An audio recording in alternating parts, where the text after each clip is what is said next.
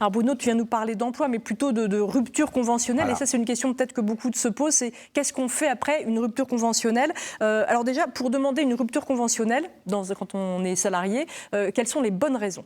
Alors c'est une séparation à l'amiable. Ça existe, paraît-il. Moi, j'en ai jamais connu comme ça, mais bon.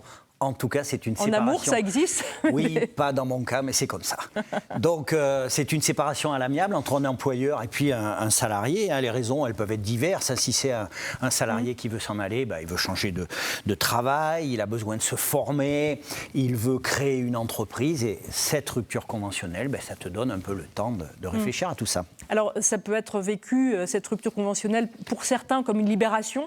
Pour d'autres, ça peut être, même si ça peut être positif, ça peut être compliqué quand même. La question aussi qu'on peut se poser, c'est quelles sont les toutes premières démarches à faire ? Alors déjà, c'est une étape charnière. On se retrouve du jour au lendemain, quasiment, on avait un emploi, on ne l'a plus. Donc la première chose, il faut s'inscrire à France Travail. Ça, c'est important parce que administrativement, c'est ça qui va peut-être te donner droit à l'assurance chômage.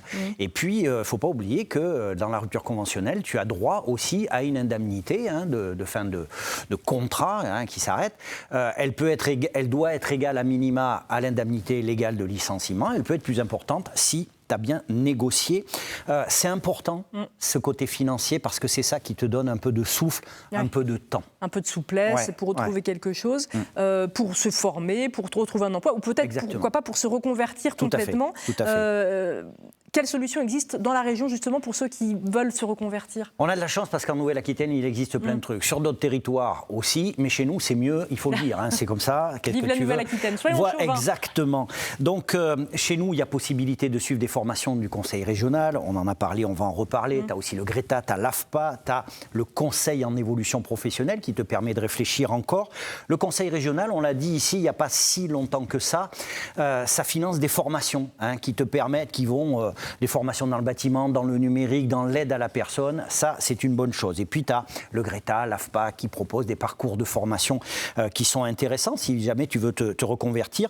Et puis il y a le CEP, le Conseil en évolution professionnelle. Ça c'est si tu n'as pas fini de maturer un peu ton projet.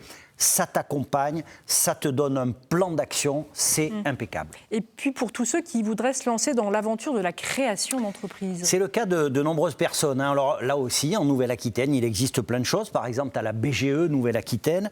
La boutique de gestion, c'est ça ? La boutique de gestion, oui.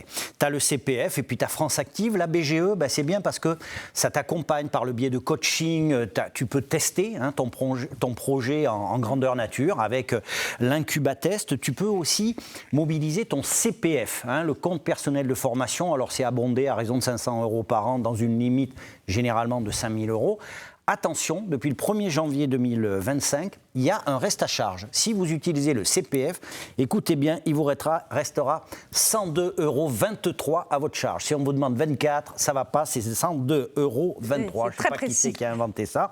Et puis, tu as des réseaux comme France Active qui permettent de déclencher des financements solidaires pour monter ton entreprise. Tu vois, il existe vraiment. Vive la Nouvelle-Aquitaine. Oui, il y a plein de choses effectivement ultra positives, et notamment dans la région. Après, ça peut quand même inquiéter certains, s'il y a une période sans emploi, sans activité, c'est vrai. Comment gérer ça ? Alors, ça peut inquiéter, surtout si tu ne l'as pas bien préparé en amont. Moi, je pense vraiment que c'est quelque chose qu'il faut vraiment préparer en amont. Mais bon, la première chose, il faut absolument être au point administrativement. C'est ce que je disais, France Travail, les démarches administratives, ça c'est bien. Et puis, il faut prendre un peu de temps pour souffler.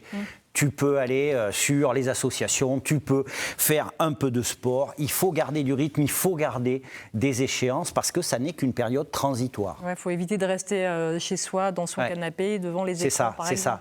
C'est ça. Alors, tu nous l'as dit, ça peut être très positif, c'est pas seulement une fin, c'est peut-être une nouvelle page qui va s'écrire. Un dernier petit conseil peut-être. Le dernier petit conseil, c'est que ça se prépare en amont. Franchement, si c'est vous qui êtes à l'initiative de cette rupture conventionnelle, pensez-y avant et surtout, ne faites pas quelque chose sur un coup de sang. J'ai rencontré plein de gens qui ont fait une rupture conventionnelle parce qu'ils n'étaient pas bien, etc.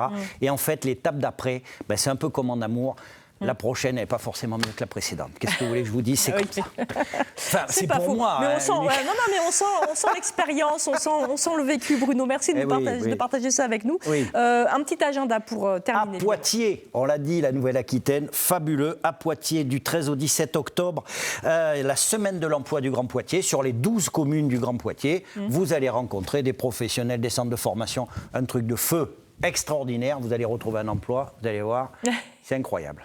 Bon, merci beaucoup Bruno. Vous, ça ne vous concerne pas trop, la rupture conventionnelle, avec vous-même, parce que vous êtes à votre compte. Vous avez quoi comme statut, Christelle, quand on est artiste? Artiste-auteur, ouais. Bah oui, artiste-auteur.